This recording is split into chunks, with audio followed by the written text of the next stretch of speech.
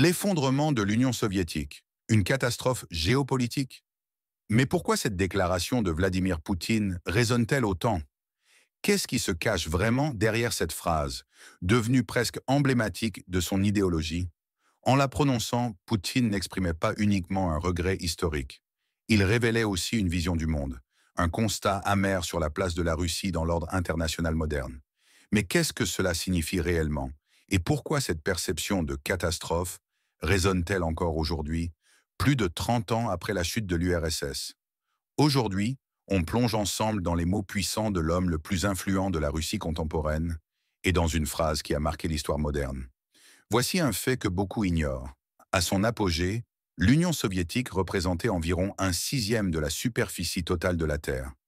Imaginez un instant, de Moscou jusqu'à l'extrême-orient russe, un empire si vaste qu'il s'étendait sur 11 fuseaux horaires différents, englobant non seulement la Russie, mais aussi des républiques comme l'Ukraine, la Géorgie, l'Arménie et bien d'autres.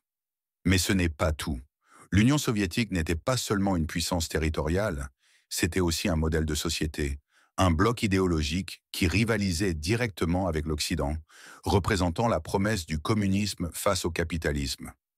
Elle contrôlait non seulement des terres, mais aussi des esprits, façonnant la vision du monde de millions de personnes, non seulement dans ses frontières, mais dans des pays alliés, de l'Europe de l'Est à l'Asie du Sud-Est. Et pourtant, en 1991, cet immense édifice s'est écroulé. 15 nouvelles républiques sont nées et des millions de personnes ont soudainement perdu leur nationalité soviétique, devenant ukrainiens, ouzbeks ou encore estoniens presque du jour au lendemain.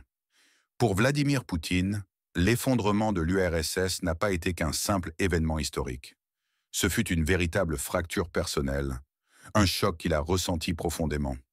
Il l'a vécu comme une trahison envers la Russie et ses citoyens, un renversement brutal de l'ordre mondial qui avait placé l'URSS au centre de la scène internationale, face aux États-Unis.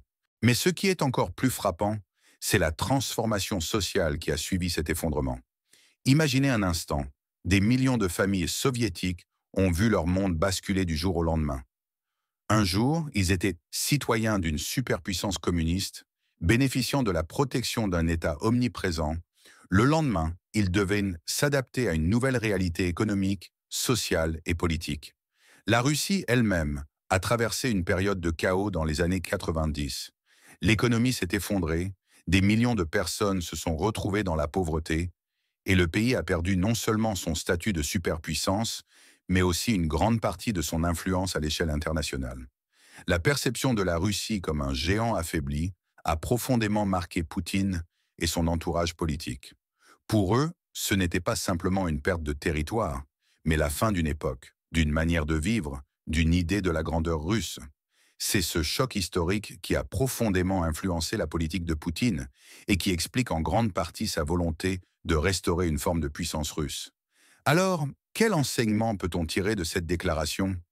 Que peut-on apprendre de cette vision du monde qui continue d'influencer la politique russe aujourd'hui? Le premier enseignement, c'est que Poutine a toujours été obsédé par l'idée de stabilité. Pour lui, l'effondrement de l'Union soviétique n'était pas seulement une catastrophe géopolitique, parce qu'elle a affaibli la Russie sur la scène mondiale.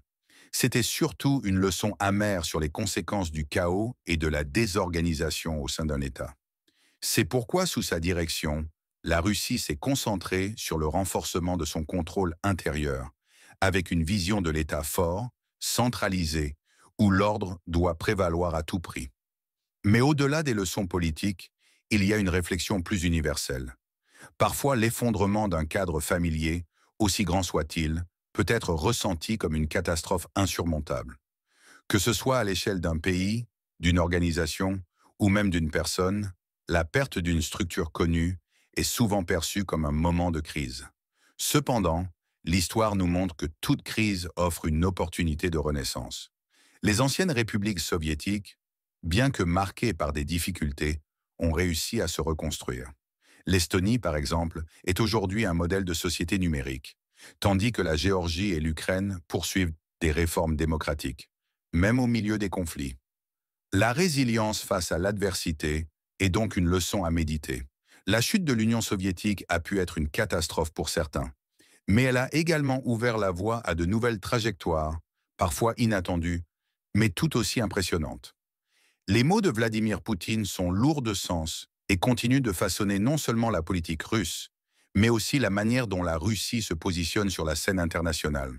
C'est en comprenant cette phrase que l'on peut entrevoir une partie de la vision du monde qui guide la Russie contemporaine. Merci d'avoir suivi cette analyse.